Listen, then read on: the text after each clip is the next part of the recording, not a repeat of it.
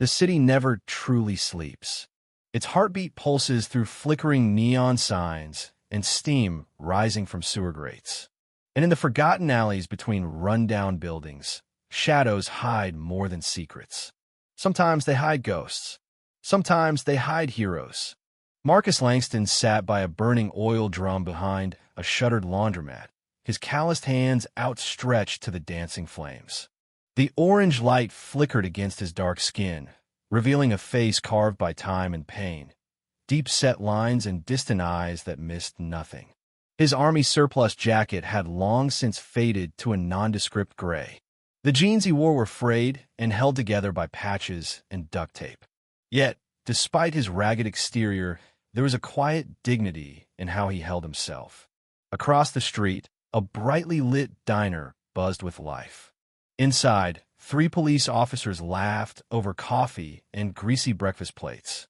As they stepped out into the cold, the difference between their world and Marcus's could not have been more stark. Leading the trio was Officer Grant Dalton, tall, broad-shouldered, with a crew cut of blonde hair and a smirk etched into his face like it was born there. Next to him walked Officer Reese Callahan, leaner, with messy red hair peeking from under his cap and a permanent twitch in his left eye, like he was always on the verge of doing something he shouldn't. Behind them trudged Officer Lucas Hale, the youngest of the group, his brown hair unkempt, his expression troubled.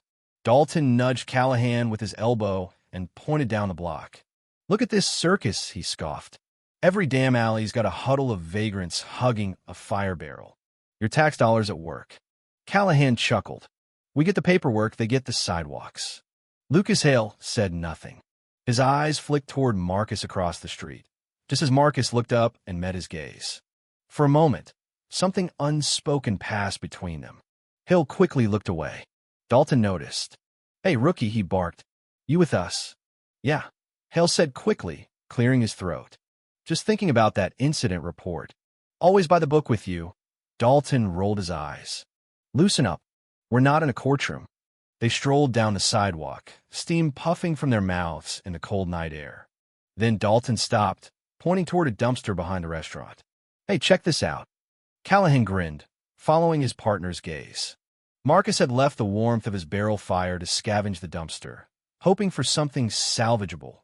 Food, maybe, or discarded supplies. He heard them approach, but didn't react. Acknowledging them never helped. Best to stay quiet. Well, Dalton sneered. "Digging through trash again, Langston?"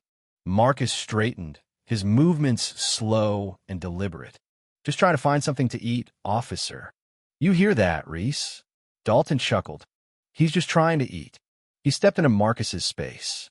"You know what?" he said, voice dropping into mock sympathy. "I think I can help with that." Before Marcus could move, Dalton shoved him hard. Marcus stumbled backward into the dumpster, landing in the trash with a heavy thud. Callahan doubled over laughing. "Dinner is served," he cackled. Marcus didn't react.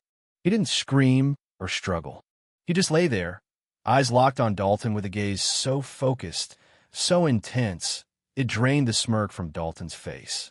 Hale froze a few feet away, his hand half raised, unsure whether to intervene. "Come on, Dalton," he said finally. "Let's get back to the patrol." Dalton didn't move. "Just taking out the trash," he said, eyes still locked with Marcus's. Marcus rose from the dumpster with quiet control, brushing debris from his jacket. The composure in his demeanor seemed to irritate Dalton more than any curse or scream might have. "Nothing to say?" Dalton asked, stepping closer again. "No apology for wasting our time?" "I apologize for the inconvenience, officer," Marcus replied, his voice low but clear. Something in the way he said it, the absence of fear, the unsettling calm, made Dalton hesitate. Then the police radio on his shoulder crackled to life with a call from dispatch. Dalton muttered under his breath. Saved by the bell. As the 3 officers walked away, Callahan was still grinning. That was classic. Hale glanced back at Marcus. The shame on his face was unmistakable. Once they were gone, an older man shuffled out from the shadows nearby. His grizzled beard was tangled, and his eyes were watery from years of street life. "Why don't you ever fight back, Marcus?" the man asked, handing over a half-empty bottle of water. I've seen you knock out guys twice your size when they harass the kids on the block. Marcus took the water, sipping slowly. Not all wars are won with fists, Frank, he said, his eyes scanning the alley. Some battles require patience. Frank shook his head. Those cops, especially Dalton and Callahan, they're going to kill someone one day. Marcus looked down the alley where the officers had disappeared. His voice was soft but firm. Yes, they just might. Inside the 11th precinct, bright fluorescent lights buzzed as officers Dalton and Callahan regaled fellow cops with embellished stories of their latest community policing. You should have seen his face when I shoved him, Dalton laughed, mimicking the motion. Looked like a turtle stuck on its back. From the doorway, Captain Brent Harwood chuckled. A stocky man with thinning gray hair and eyes bloodshot more from bourbon than exhaustion. He lifted a coffee mug toward the two. You boys having fun out there? He asked, amused. Just keeping the streets clean, Cap, Callahan grinned. Harwood nodded. As long as no one's filming, right?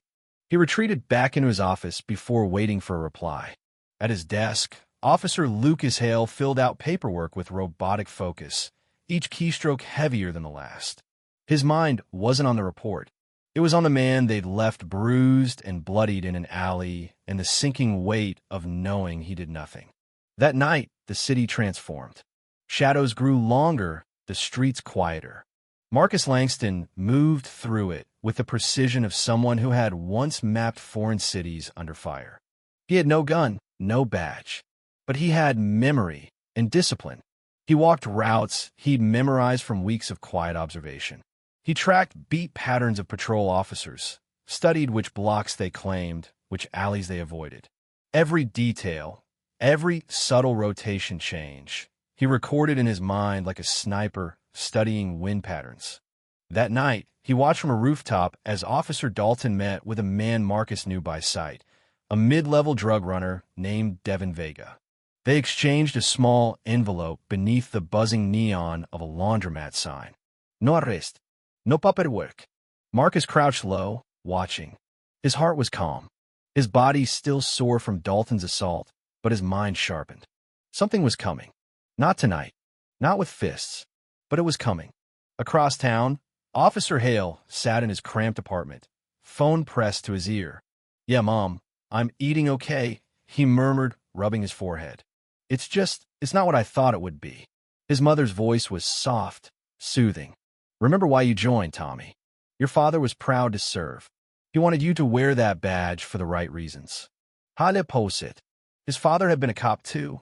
One of the good ones. Honest. Brave. The kind of man who once returned a lost child home before even calling dispatch. I hope he'd still be proud, Hale whispered. After he hung up, he sat staring at his uniform. What used to feel like armor now felt like a costume. A disguise he wasn't sure he could keep wearing. The next morning, Dalton and Callahan spotted Marcus again, sitting quietly on a bench by the edge of Lincoln Park. Callahan, ever itching for cruelty, kicked his boot. Still here. Dalton scoffed. Thought we made it clear yesterday. We don't want to see your face around here. Marcus looked up, his expression unreadable. One day, he said calmly, You're going to regret this. The way he said it, flat, unthreatening, just a quiet truth, caught Dalton off guard.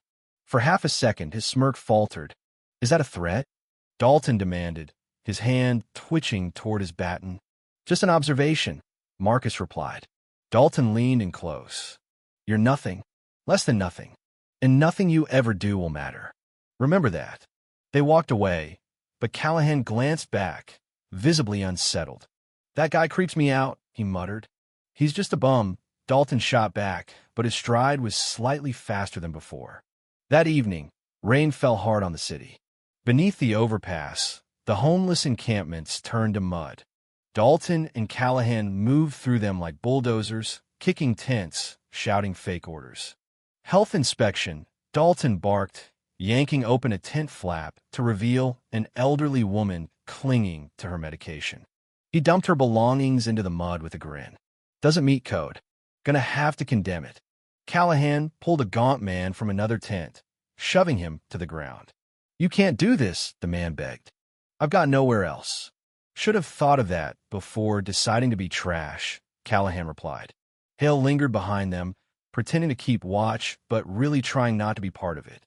He spotted something near the mud, a photo, a weathered snapshot of a military unit in desert fatigues. He brushed it clean, set it gently on a nearby crate. The small act didn't absolve his silence, but it was something. Later, at a greasy spoon near the precinct, Callahan poked angrily at his food. Anderson got promoted to detective, he said, sour. He's only been here 3 years. Dalton sipped his coffee. You want to move up? You got to earn it. You got to play the game. What game? Dalton leaned in. People like Harwood? They reward initiative. They notice people who make things happen. You work the streets right, you'll find they're full of opportunities. Callahan raised an eyebrow. Like Vega. Dalton smiled. Exactly. We give protection, they give compensation. Everyone wins. At another table, Hale pretended to eat, but his stomach twisted. Back at the precinct, Hale answered a call from the local VA social worker. We're looking for a man named Charles Johnson, the woman said. He's a homeless vet who usually stays around the Jefferson underpass. Lost a leg in Afghanistan. He hasn't been seen in 3 days. Hale jotted down the details. I'll keep an eye out, he promised. For once, he meant it. That night, Dalton, Callahan, and Hale ended up at the Blue Shield Bar, a favorite haunt of the force. Dalton, 3 drinks in, was louder than usual. You hear about that vet who went missing? Hale asked, nursing a beer. Dalton shrugged. Another one bites the dust. He lost a leg in combat, Hale said. Should have ducked faster, Callahan laughed, earning a round of chuckles from nearby officers. Dalton raised his glass. Here's to the heroes who couldn't hack it back home. At the bar's far corner, unnoticed by all, Marcus sipped black coffee, the only thing he could afford. He heard every word. He didn't react, just recorded it in his mind. One more offense. One more name to add to the list. What no one in that bar knew, what no one had bothered to ask, was who Marcus Langston really was. He was once Master Sergeant Marcus Langston. Special Forces. 3 Silver Stars. Countless classified missions. And a ghost the Army still whispered about.